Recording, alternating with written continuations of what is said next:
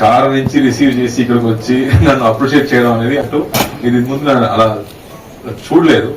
But మంచి cinema చేసేటప్పుడు definitely I get calls from here. అందరూ కాల్ చేసి సినిమా గురించి మాట్లాడతారు, అప్రిషియేట్ చేస్తారు, అది నాకు తెలుసు.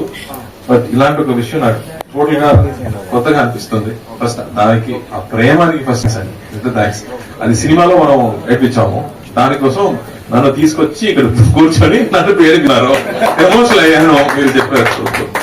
So thank you for this love. First నేను థ్యాంక్స్ చెప్పాలంటే కె విశ్వనాథ్ గారు, బాలచంద్ర గారు, కమలాసన్, దాసనారాయణ గారు, మహేంద్రన్ గారు, ఇలాంటి గొప్పవాళ్ళు ఇలాంటి సినిమా మనకు చిన్నప్పుడే చూపించారు. దానివల్ల ఇలాంటి ఒక స్క్రిప్ట్ పెట్టేటప్పుడు నేను అది ఐడెంటిఫై చేసుకున్నాను.